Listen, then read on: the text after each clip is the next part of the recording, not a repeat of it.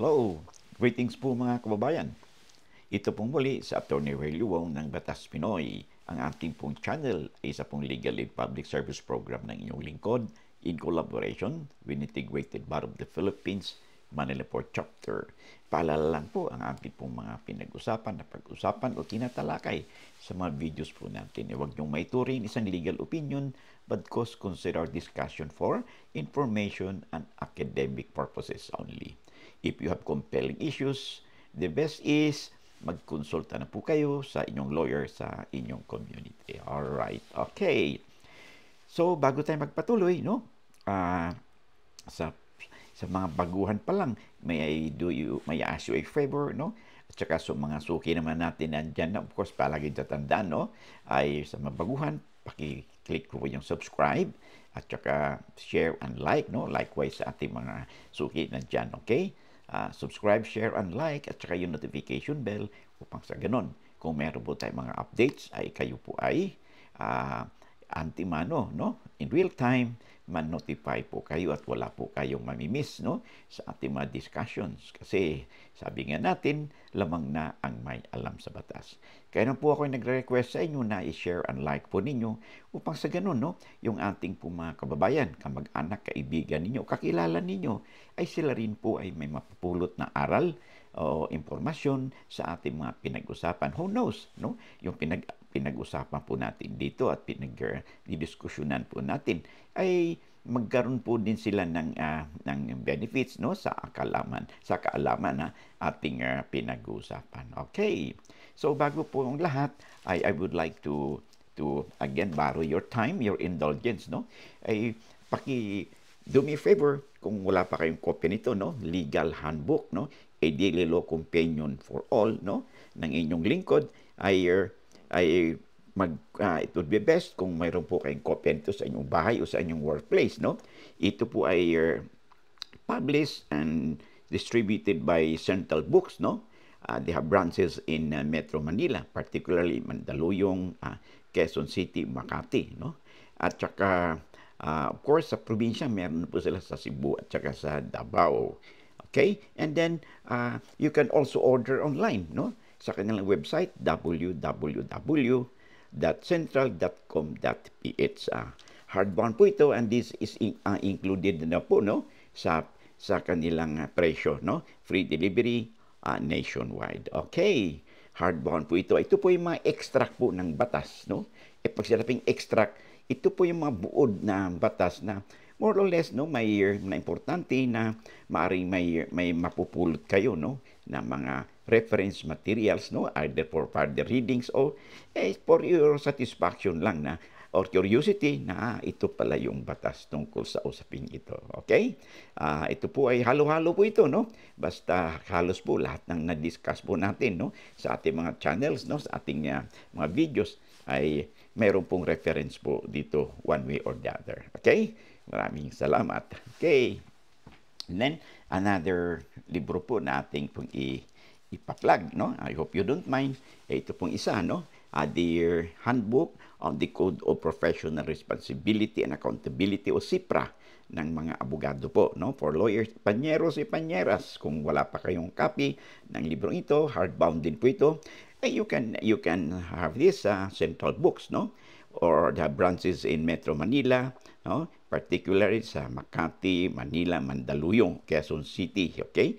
And sa probinsya naman, they have branches in Cebu and Davao, okay? At kung mamarapatin po ninyo, you can buy online, no? Sa kanilang website, no? www.central.com.ph, okay? Free delivery po ito, nationwide, hardbound po ito, okay? Maraming salamat, okay? Pasensya na kayo, no, sa pagkuha po ng inyong oras. Okay, thank you. Let us now proceed with our discussion in today's episode, okay? Ang pag-usapan kasi po natin ngayon is, this is a letter from one of our viewers, no, si Tanjero, or I don't know how to pronounce his name. Sabi yan, yung username niya is Tanjero, das R2X, yun po ang kanyang username, okay? Ito po ang kwento niya, no?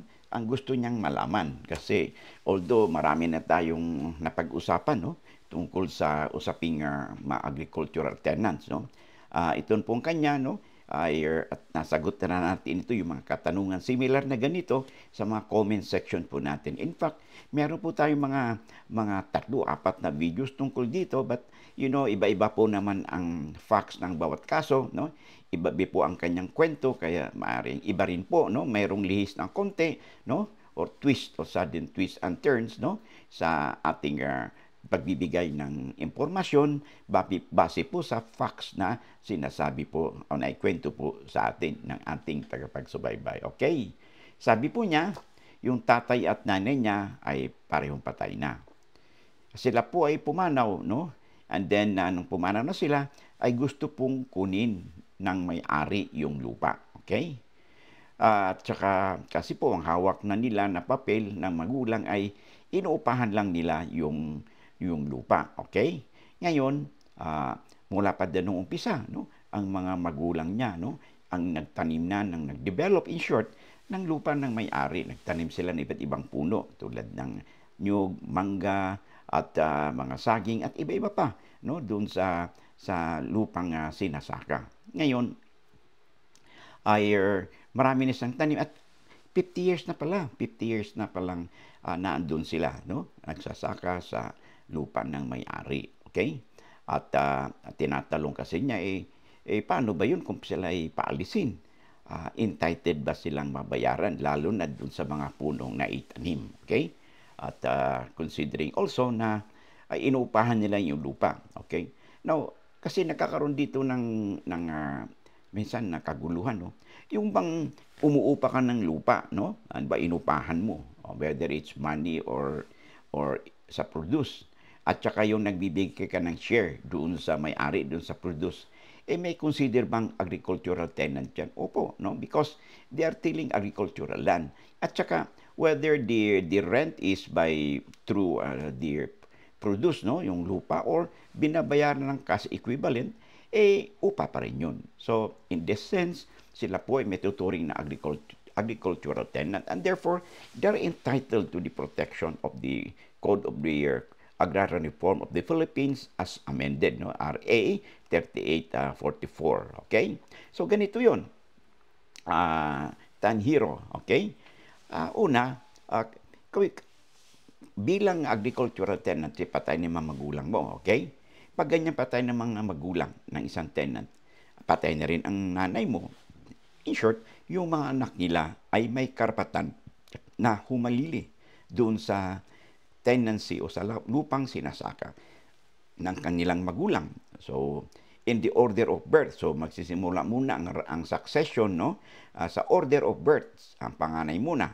Kung hindi pwede yung panganay, of course, yung sa sunod na kapatid o anak, no? So, yung po ang order of succession doon po sa pag-substitute, no, ng tenant na namatay na. Okay? So, of course, pag ito'y karapatan po, no, ng tenant ito. Yung may-ari naman, no, pag nag-take over na si anak at alam niya, meron siyang 30 days na maaaring i-oppose niya. Kung wala naman reklamo yung may-ari ng lupa, ay it is deemed na pumapayag na siya, kinikilala niya ang humalili sa tenant, in this case, yung magulang. Okay? Now, ang tanong niya dito, pwede ba daw silang paalisin ng may-ari? 50 years na sila doon. Pangalawa, nagtanim doon mga puno. Entitled ba silang mabayaran doon sa puno man lang? Okay? So, yun ang dapat nating sagutin, no, dito sa kanyang katanungan. Although marami beses na tayong nagsagot dito, no, more or less yun ang sagot natin, pero itong si Tanhiro, maaaring na-miss niya yung ating pinag-usapan o bago lang sa kanya itong usaping ito. Okay? So, ganito yan. Tulad ng sinasabi natin, ang tenant po, agri-tenant, ay merong security of tenure. Anong ibig sabihin ng security of tenure? Ay hindi po kayo mapapalis dyan sa lupang sinasaka hanggang walang pagdinig sa Department of Agrarian Reform at nang sang-ayon sa batas. Okay? So, ano ba yung cause or grounds for halimbawa, eject or eviction ng tenant. Well, una po dyan, syempre, kung hindi nagbabayad ng upa, okay? For, halimbawa, 2 consecutive agricultural harvest, no? Without justifiable cause or reason, no? Ano man justifiable? Halimbawa po, sunod-sunod na bagyo, okay? Flood na nasira yung kanyang mga halaman, syempre po, may bayad ng tenant. Now, this is excusable, okay? This is force majeure, no? Unforeseen event po yan, okay? At another is, kung halimbawa yung tenant po is inabandona yung lupang sinasaka. Okay? Tulad natin sinasabi natin, no? Marami na nagrereklamong mga may-ari ng lupa na yung tenant, because of their desire, of course, to augment their income, napilitan pong pumunta sa mga bayan-bayan o sa syudad, no? Upang magtrabaho doon bilang either tricycle driver o driver ng mga truck, no? At kung ano man trabaho, no? So, natuloy napapabayaan yung kanilang lupang sinasaka. Isa rin po ito sa grounds, no, ng pagpaalis ng tenant, ang hindi pag-cultivate personally, no, ng lupa o kaya nagtanim ng mga halaman na hindi naman yan pinag-usapan ng may-ari at ng tenant. Now, these are only among the grounds, no, sa mapapalis. Meron ding tenant dyan na basta na lang sinanla yung kanilang rights, no, doon sa sinasakang lupa na hindi alam ng may-ari. So, imbaga, ipasab-sab ko nila. Sabi na, sige, ikaw muna magsaka dito. Bigyan mo ako ng pera. Pag may harvest dito, mapupunta sa iyo. Of course, ikaw na bigyan mo rin ng upa yung may-ari, no? Hindi po alam ito ng may-ari at hindi naman po siya pumapayag. Okay? Pag ganito, that could also be a ground for eviction. Usapan nila magtanim ng rice and corn. Ang tinanim naman ay ibang crops, no? That could also be a ground for eviction. Okay? So, in your case, kung pinapalis po kayo, kailangan mayroong pagdinig sa Department of Agrarian Reform. Okay? At titingnan doon kung talagang may basihan sa pagpaalis sa inyo. At kung papapaalis man kayo, okay? Hindi for a cause, ay maaaring entitled kayo sa disturbance compensation. Ano may disturbance compensation? Yung po ang binabayad na sa mga tenant, agricultural tenant, no? Kung sila ay mag-displease doon sa lupa, no? Dahil sa maraming kadahilanan, okay? Maaaring sinurrender na nila yung lupa nila, okay? So may-ari ayaw na magsaka. So, kailan bayaran sila ng disturbance compensation? Base sa 5 years na equivalent na upa na binayad ng tenant doon sa may-ari based on the average gross harvest, agricultural harvest for the last preceding years, no? Dito po normally kino-compute ang disturbance compensation, no? At kung magkano. And then, ganun din po sa mga tinanim na puno, no, ng tenants na nakapag-increase po ng value ng property ng may-ari ng lupa, ay entitled din po sila, no, sa mga puno. Sa nyug halimbawa o sa mga prutas, okay? Entitled sila na mabayaran ng 1/2, the equivalent of 1/2 ng labor cost, no? Doon sa mga na-spend nilang oras, no, sa labor po nila. Now, as regards to kung magkano yung 1/2, the equivalent of labor cost nila, at saka yung confirmation disturbance compensation, nakakaalam lang po nito yung Municipal Agrarian Reform Officer o yung MARO ng DAR, kasi sila po ang may datos, no? So magkano ba talaga ang aggregate or average agricultural harvest, no, ng isang produkto, at ganun din at the time na tinanim yung lupa, no, yung mga puno, no, na dapat entitled siya na sabi ng batas natin 1/2 of their equivalent labor cost during the time na tinanim yun. At saka yung value ng pera sa ngayon, okay, during the time, i-compare sa ngayon, ay magkano ba talaga yung equivalent na 1/2 labor cost na dapat bayaran, no, ng may-ari. Ngayon, may pahugot pa. Kung sakali bang ibenta ng may-ari yung lupa, okay, meron bang rights yung meron bang rights ang tenant na sa kanya muna i-offer? Yes, lagi nating sinasabi yan kasi ang tenant po, meron tinatawag nating right of preemption. Sa kanya muna i-offer yung lupang sinasaka for reasonable price at terms and condition. Okay? Yung minsan, yung tenant walang pera, walang pangbayad. You can always go to the land bank, okay? And or any government financial institution with the endorsement o accreditation ng DAR na pwede kayong humingi ng financing, no? Doon sa government financial institution para mabayaran po ninyo, and then you would be paying doon sa land bank, no? So yan po ang isa sa mga karapatan ninyo at pinagbili halimbawa ng may-ari ng lupa, ang lupang sinasaka na walang notice sa inyo, ay meron din kayong right of redemption na pwede ninyong tubusin yun, no? At bayaran ninyo at sa presyo na binayad doon sa may-ari ng kasalukuyang may-ari ng lupa, okay? Para maibalik po sa inyo, okay? So, sa nagtatanong din, di ba, entitled din kami sa magbigyan ba kayo ng, pinagbili, entitled ba kayo na mabayaran ng komisyon o mabigyan man lang kayo ng kahit pirasong lupa, no? As a matter of right po, hindi, okay? Nasa may-ari na po yan kung kayo bibigyan ba ng kapirasong lupa, no? O pera, no? Equivalent money, depende na po sa discretion po ng may-ari yan. Okay, so in a nutshell, yan po ang masasagot natin sa katanungan ni Tanjero das R2X, no? Sa usaping ito, okay? O sa mga baguhan pa lang, kapapasok lang, no?